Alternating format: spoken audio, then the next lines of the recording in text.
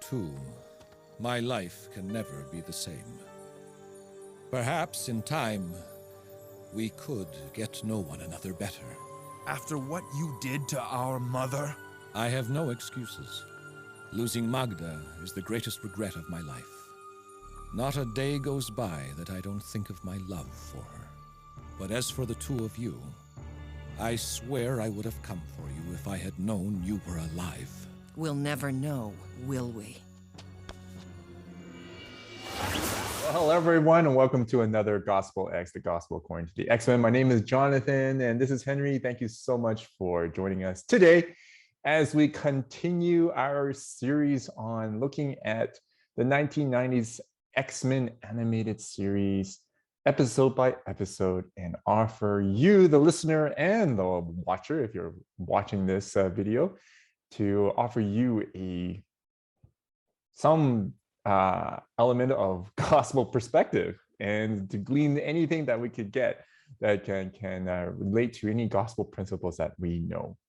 So customarily, we hand the time off to Henry to give the synopsis and also to tell us what we're going to talk about today.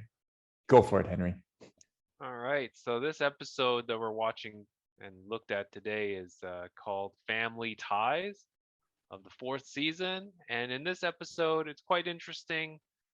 We're introduced to Quicksilver and Scarlet Witch, and they are summoned to their father's deathbed, where he tells them a secret that his father, their father and mother, are not really their biological father and mother. And so they try to go and find this cow lady and drop them off. And then she is apparently a servant of the High Evolutionary. Now, to the watchers out there, this is so 90s. This is so 90s.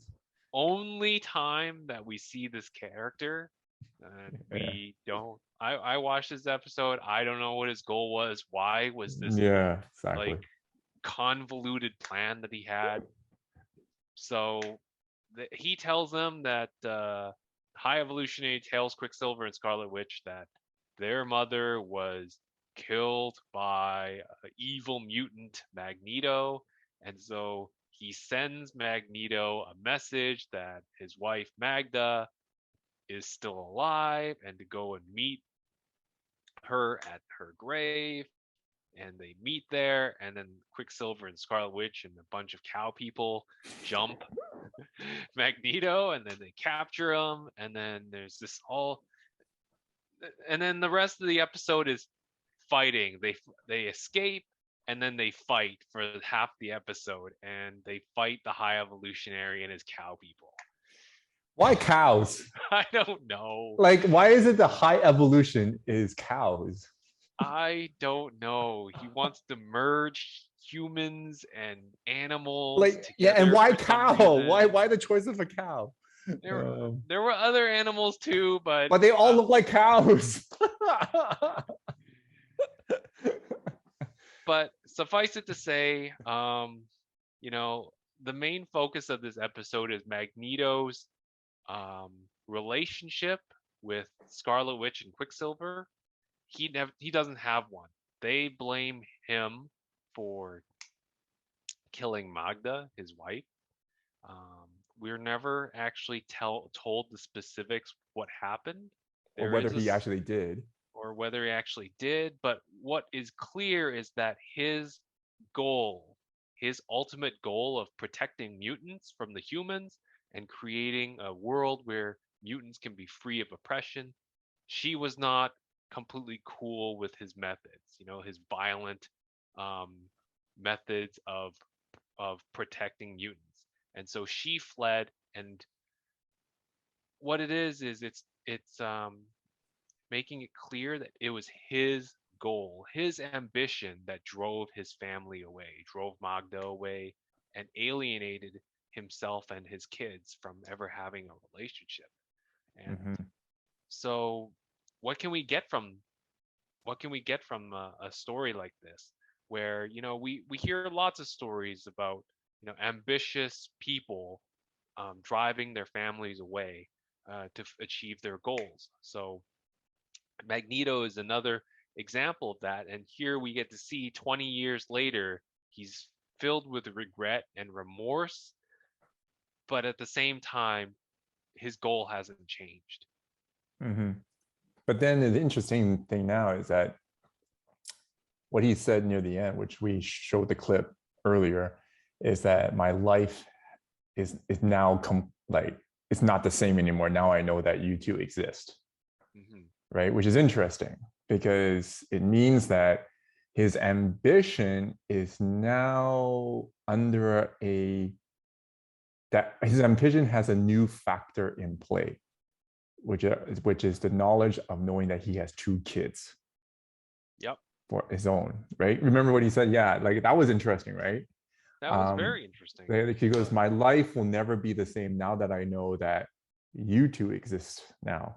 We don't actually know what that actually means for his mission because it just might be, oh, he wants to be even more. Well, he might not want to annihilate the world, right? Like he might not annihilate the world until his two kids are safe. Well, maybe.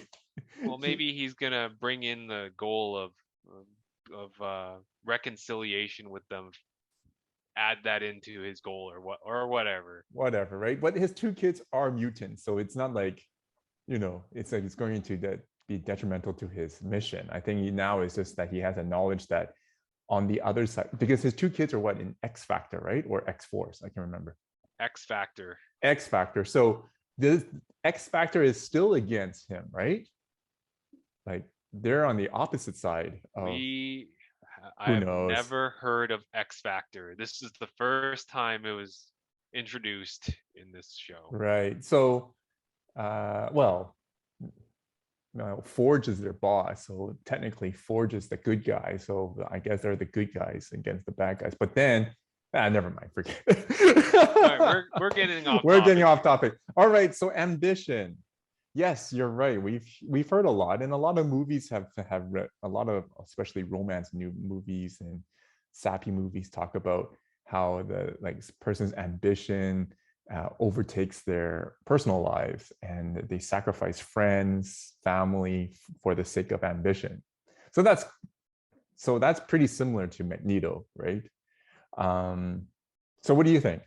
What's the moral, of all those kind of movies and pop culture? I mean, there seems to be a general moral that, hey, it's never worth it. Don't sacrifice your family and things like that. But what happens if you don't have family, right? Right. So I think ambition is still good. All right. I think ambition is good because without ambition, you won't get anywhere anyway. Right? Your life will not be interesting. You'll be pretty much dull. And ambition is what makes the world go round, right? Without ambition, we're stagnant. And so I think the unbridled ambition is what is at play here. And that there is for Magneto, he's really that narrow-minded, straightforward. There's only one goal in mind. I'm going to run you over if you even try to block me, right? I think that's what he told Xavier just in the earlier, right in the beginning of the episode, right? Don't get in my way. Don't get in my way or else, right? And that's the type of ambition that I think is unhealthy, right? Now, gospel principle, I think that's what we have to get into, right? The gospel principle of ambition.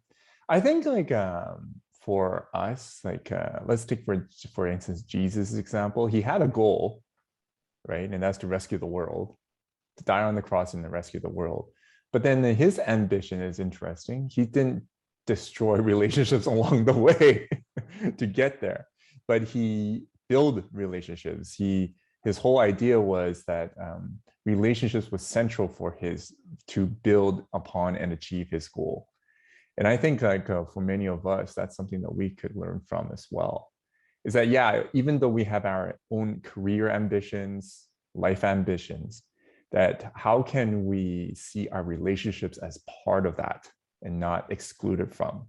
And how can my ambition build relationships rather than destroy relationships, right? So you have to take into account your current relationships and how they'll be affected by your ambitions. You can't just put it Yeah. to the wayside. And I think that sometimes we see, well, with my encounters with career people, they always say that, well, relationships tie me down, right? They're like a rock who just weighs me down from achieving my ambition, right? But then if we have that as a view, then of course it will happen. It's like the self-professing prophecy, right? However, if we see that if building our relationships is part of achieving my ambition, then that's a completely different story then, right? Then we will be concerned about knowing and understanding people and loving people and trying to build and nurture relationships towards our ambition, right? It doesn't, like, our ambition does not necessarily need to exclude relationships. It's not a mutually exclusive thing. It can be both and, right? What do you think? I think that's good. I think Yeah. that's I think that is good. That From a scene that was completely void of any this was a tough episode. any people. depth. There was no tough... character development. It's some stupid high evolutionary who loves cows just dropped in out of nowhere.